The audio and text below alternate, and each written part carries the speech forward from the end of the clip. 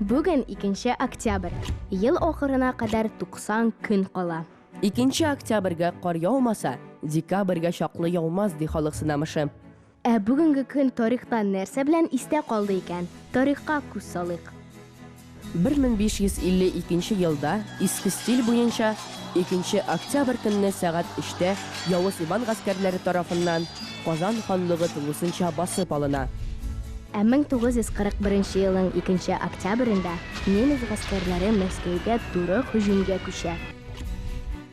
1896 елның 2 октябрендә исә татар язучысы Идрис Туктар дөньяга килә.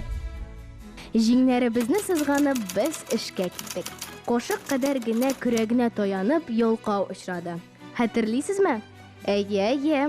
Ялкау турындагы бу хикәяне Идрис Туктар язган. Тарихны белмәгәннең киләчәге юк. Ә син бүген тарихта нинди эз калдырырсың?